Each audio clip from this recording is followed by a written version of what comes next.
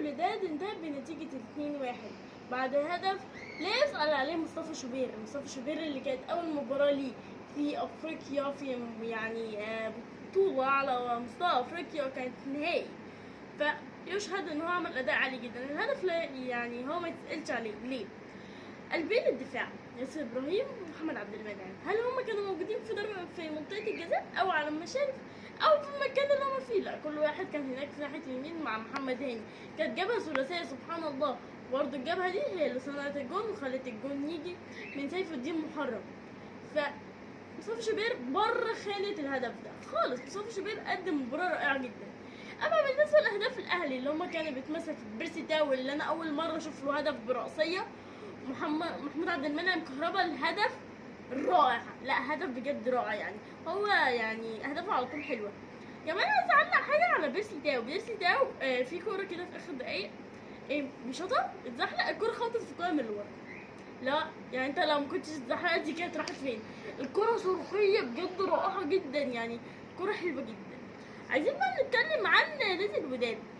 هو احنا شفنا سمين مدرب سمين هو في بدايه المباراه في الشوط الاول كان مرحله جس نقط 45 دقيقه جاب نقط، بعد كده بدا يهاجم الشوط الثاني لما لقى ان الاهلي تفوق بهدف وخلاص هتضيع من المباراه، قال لك ايه هي ضيعه فخلاص، فهو جاب هدف. لو في حاله التعادل في المغرب فهو هيتحسب بهدفين فيقدروا يلعبوا بضربات جزاء.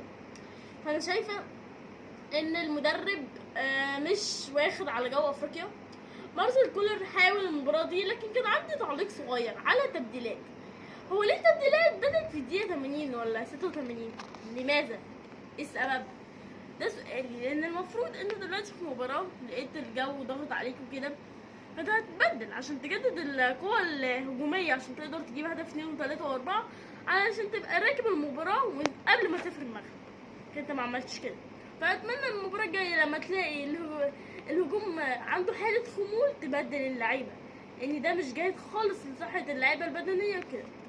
وكمان شفنا بعد تسجيل الهدف لعيبة الوداد بقت تموت على كل كورة، اللي هو دي كورة خبطت في وشي أنا لازم أقع، لا أنا لعبت كورة في وشي لعبت كورة براسي رجعتني هقع، هيجيلي صداع. يعني عايزين نفضل واقف، عايزين نكمل المباراة ونعديها مرور الكرام كده مينفعش. وعدت عليه على الحكم الليبي اللي هو يحيى عطية الله، كرة رايحة درس انفراد هو عملها بايده كده، الحكم يحسبها طرد؟ لا ازاي، لازم يدي تحت الفرصة، لان هو اصلا لاعب، يعني يديله فرصة واثنين وثلاثة عشان يتعلم، ده ممكن ما كانش يفهم. وكمان حاجة تانية، كرة ضربة الجزاء، ده ازاي دي ضربة جزاء؟ ما شفتش بجد، كانت قراراته غريبة جدا. ولما نروح المغرب بقى مدرب لهم مملكة بس جسامة ولا معرفش اسمه ايه ده، مملكة سين بقى ده، ويروح يحكم لنا هناك لهم تاريخه مع النادي الاهلي والزمالك او اي انديه مصريه او منتخب مصر، تاريخه يعني مليء بالمشاكل. فتخيل من اوحش نقدر نقول من اوحش الحكام ممكن حكموا فاينل. كمان الحكم ده طول المشوار هو عنده تقريبا 33 سنه، يعني هم مواليد 90، فاقصى عمر ليه يصل هو 33 سنه او اصغر. كمان طول البطوله ما حسبش غير ضربه جزاء واحده. طب انتوا ليه جايبين؟ انتوا عندكم حكام حرفيا جميله جدا وقراراتها رائعه جدا في افريقيا، زي الحكم ماتش مصر والسنغال في دوري في نهائي افريقيا.